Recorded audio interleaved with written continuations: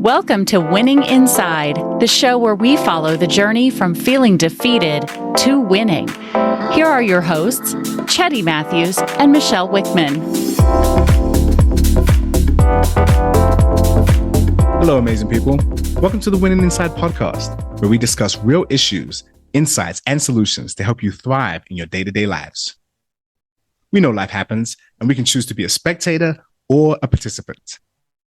These conversations and stories are about the participants, the ones who made the choice to do the inner work and found a way to keep moving forward. So today I wanted to address a topic that is important to me, and it's all around dealing with the healthcare industry. Yes. Because I'm not alone in this, and I know I'm not. And there's a lot of conversations that are taking place around this. One with my father, Yes. and I'll get into that story. Another with my own experience. Another with a friend that I work out with or used to work out with at a different gym that I'm at now. And the frustration around trying to get the help that we believe that we need. Yes. Right. And what that looks like in terms of self-advocation. So in terms of ensuring that you aren't necessarily taking the first answer as the answer and then just walking away and just dealing with really the disappointment because you're not able to get the help you need in the time that you need it. Right.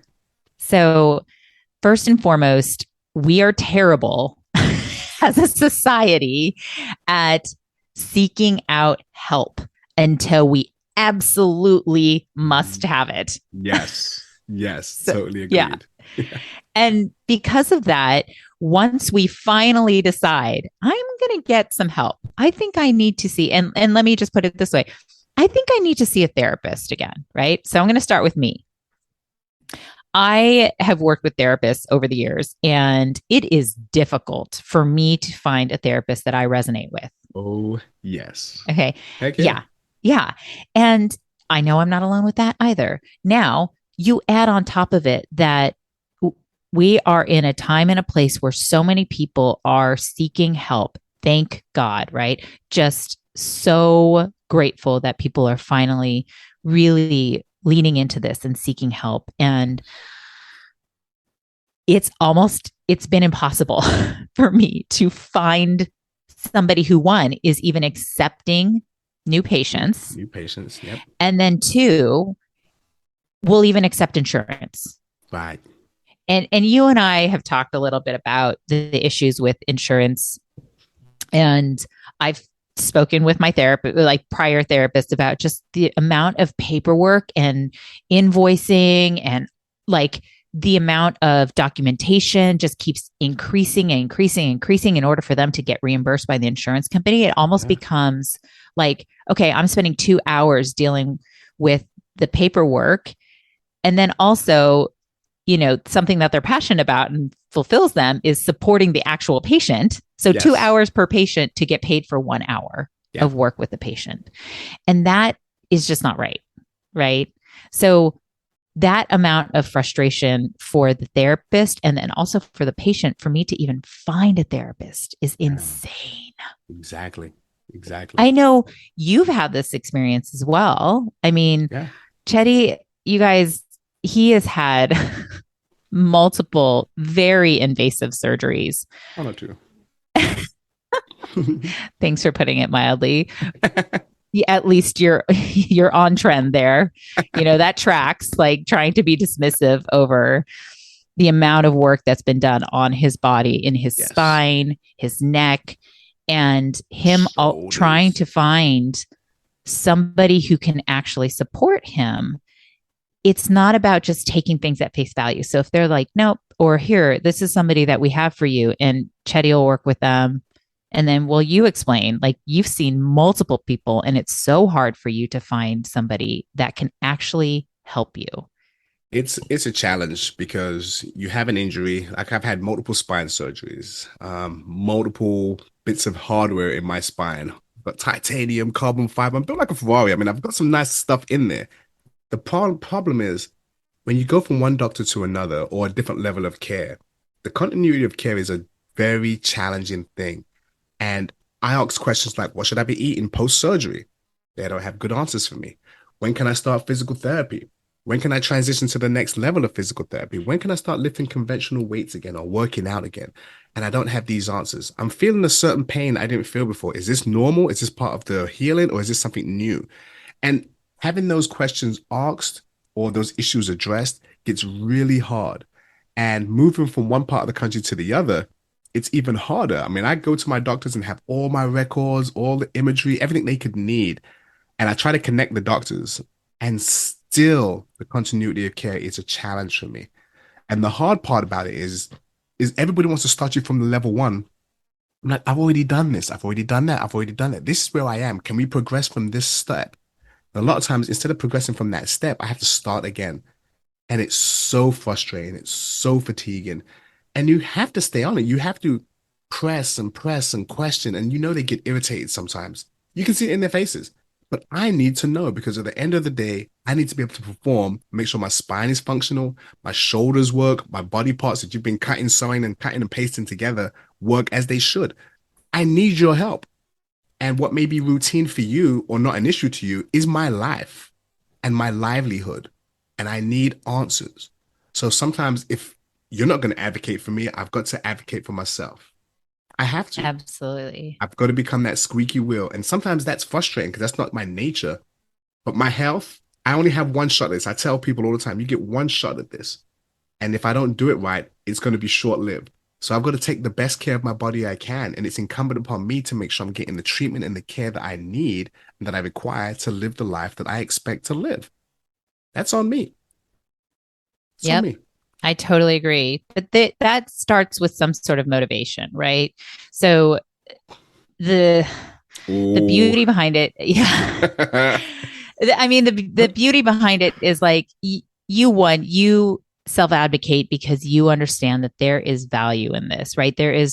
I am worth it to put in this time to get what I need, which is the appropriate level of care for my physical requirements, right? So you have specialized needs. You can't just go see somebody who's fresh out of like getting their physical therapist licensure certification or something. Like you actually have to work with people who are specialized. Yes. And with that, you understand that you're worth it and it's worth it to invest that time and that effort, right? So acting on this self-belief that we are worth it to continue down this path, right?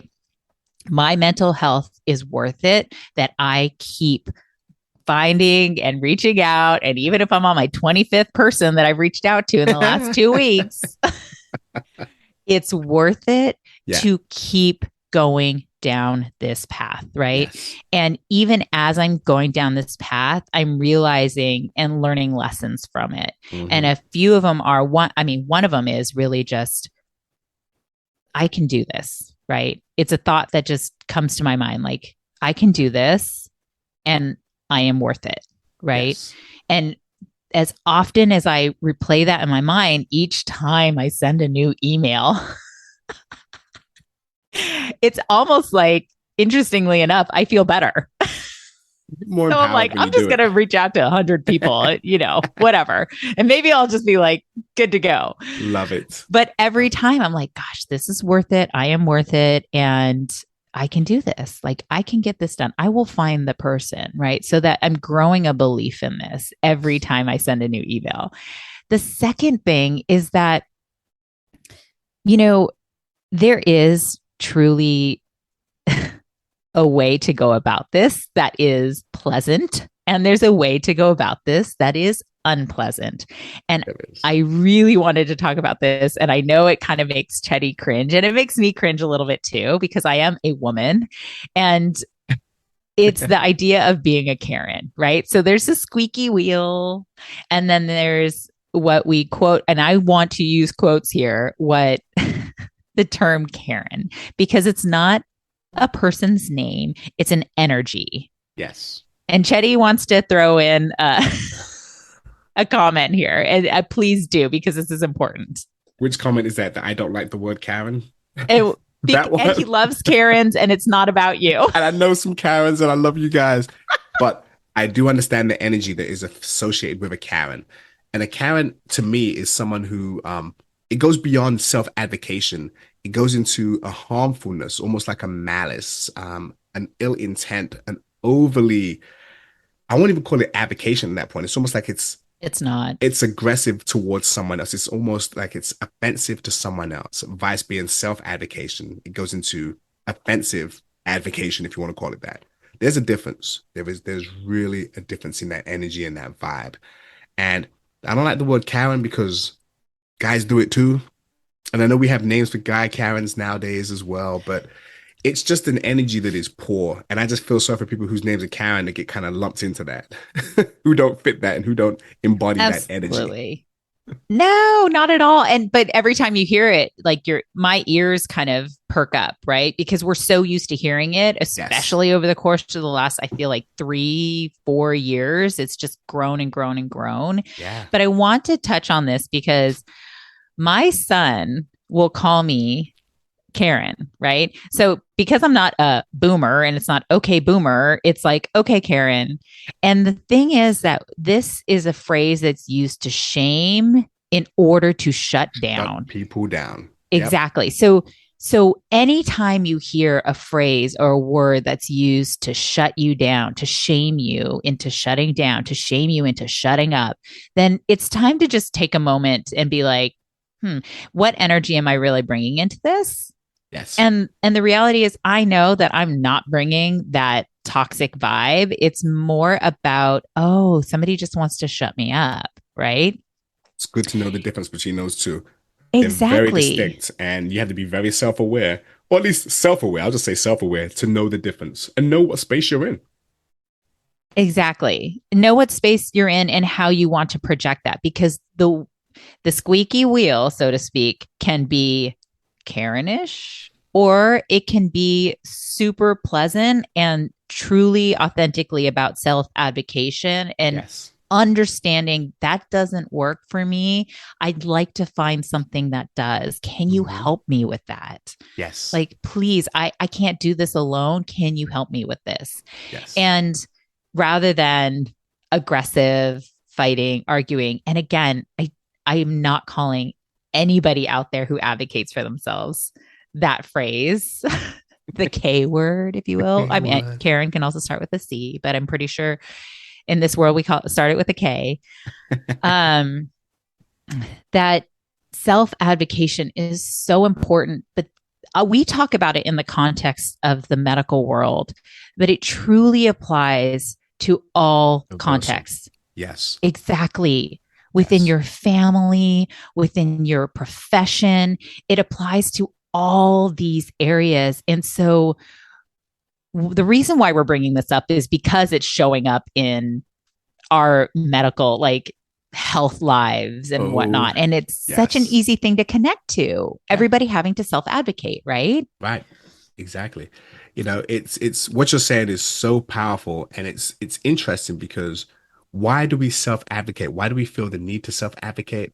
I'm going to argue this point. It's because we want to be seen. We want to be heard. We want to be seen for who we are. We want to know that our issues and concerns are being addressed and that what we're saying is being seen as valid. And sometimes when what we're saying has been dismissed or not dealt with in the way that we expect or would like, it seems like the person is not listening to us, valuing what we're saying, respecting us, seeing us, and any other way acknowledging our presence and our being. That can be extremely frustrating. So at that point, sometimes you have to say to yourself, hey, what about me? Hey, listen to what I'm saying. I'm a human being here. I'm an individual with feelings and emotions and issues and concerns, and you're dismissing them. So there are times when you have to advocate for yourself just so your voice can be heard. And that's important for us to know that people see us. We want to be seen in this world. So we got to do the things sometimes and give a little bit more effort to make sure that we are seen in the way that we would like to be seen. Absolutely. I want to make note of that when we address that we're being seen in the ways that we want to be seen, that is about us, right? And that the expectation of somebody else seeing us in the way that we want to be seen is what's going to cause the frustration. Yes. So checking that frustration before you self-advocate is what's going to keep that energy in the good space versus the toxic space. Okay. Right. So it's a practice of unattachment, that they aren't necessarily going to meet me where I'm at, but it's important that what I need to say, particularly again, and I really harp in the in the health and wellness and medical arena, it's particularly important that what you are experiencing is clearly understood. They don't have to necessarily see it the way that you see it, but it's clearly received and understood. Yes. So I hope that's really clear. It's a matter of, I cannot be attached to how somebody else perceives me, because that will create frustration within me and cause suffering within me, right? Yes. That doesn't mean you stop self-advocating. That doesn't mean you sit down and be quiet. That doesn't mean if somebody calls you a Karen, you shut up. You can continue to self-advocate, but the way that you manage the emotion behind it is to recognize that I can't control them. I can only control me. Boom. Boom. I'm with that.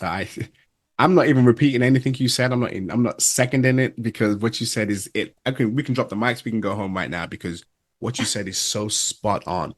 And, I want to dive into something, Michelle. I want to talk about, there was probably a time in your life, just like in mine, when you didn't self-advocate, when you let things just be what they were.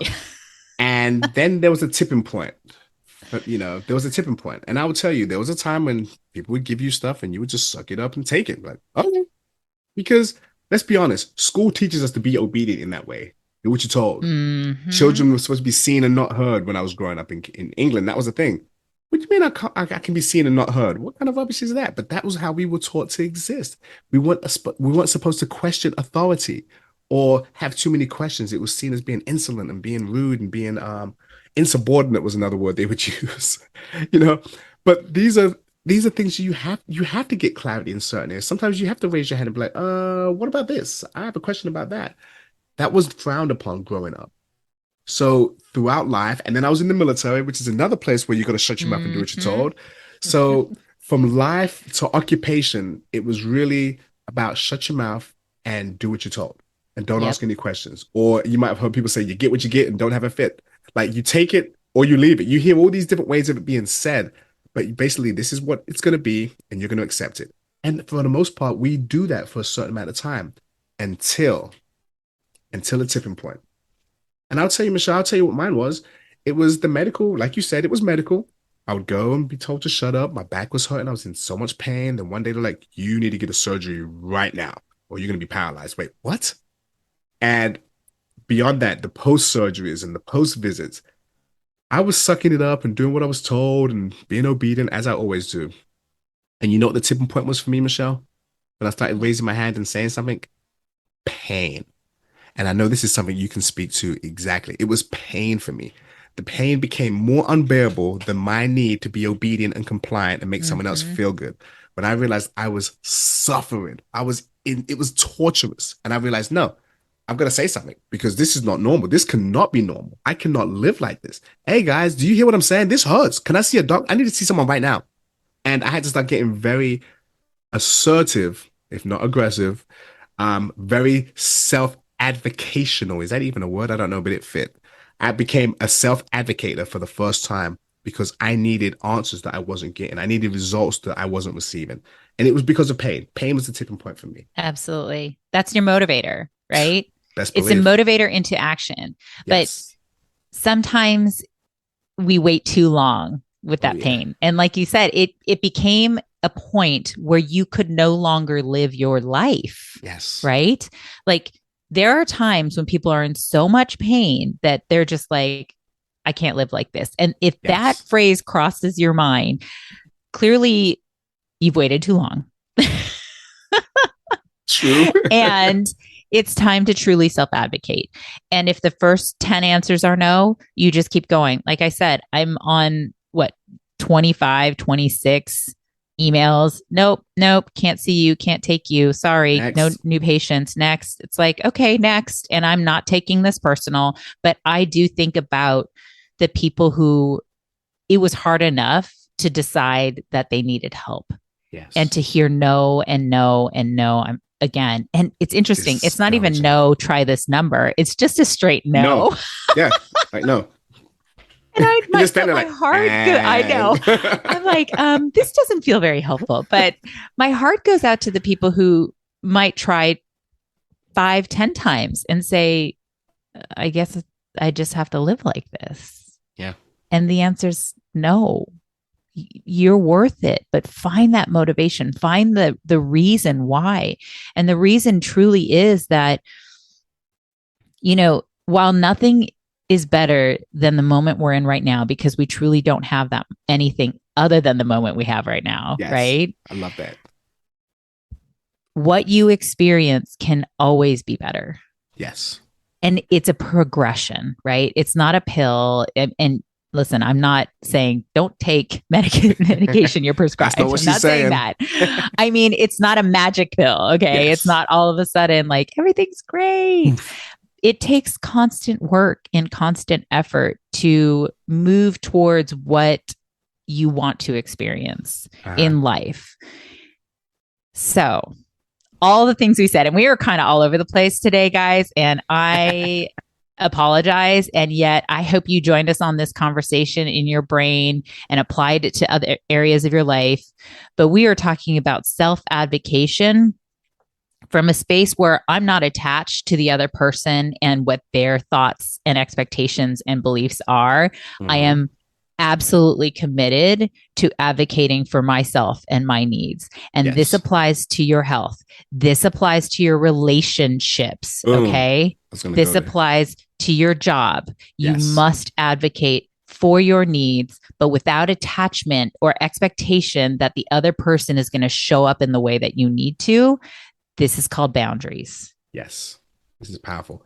And it's interesting how this one area can lead into so many other areas of your life.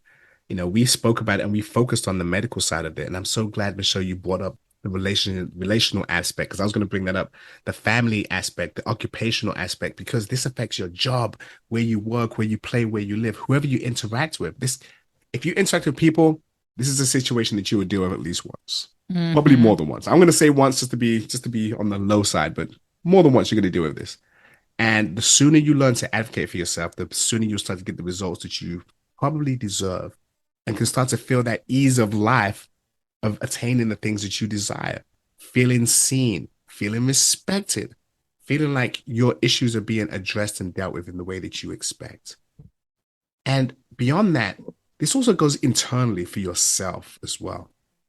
I'm going to go inward now. If you can imagine you talking to yourself or you dealing with yourself, sometimes there are issues that you may have and concerns you may have and dreams you may have that you may put off because, I don't know, I'm not smart enough to do that. I'm not strong enough to do that. I'm not good enough to do that. You may put it off. Why would you do that? Why not advocate for yourself and say that you're worth it and push on and do that thing and attain that goal that you have, that internal thing, that internal driver that's going to keep you going? Why not focus on that? Because it's a thing. It's a thing that you desire. And sometimes we dismiss the things that we desire because life has trained us in that way. But you are worth it. You are worth it. If you're going to take a bet on yourself. Why not? So that's me being a coach and hugging everybody. But really, this can apply to so many areas of your life. And it can apply interpersonally with other people. And it can also apply within your own self. If you've enjoyed today's podcast, please subscribe, follow, share, and most importantly, use whatever adds value to your amazing life. Remember, even if life puts barriers in our way, we are still moving forward. Sign in each week for a new episode of Winning Inside. Thank you for listening to Winning Inside with Cheddy Matthews and Michelle Wickman. If you enjoyed today's show, please make sure to click the follow button, rate and review at Apple Podcasts, Spotify, Audible, or wherever you get your podcasts. You can connect with Cheddy and Michelle at winninginside.io. Keep listening Another episode is coming soon.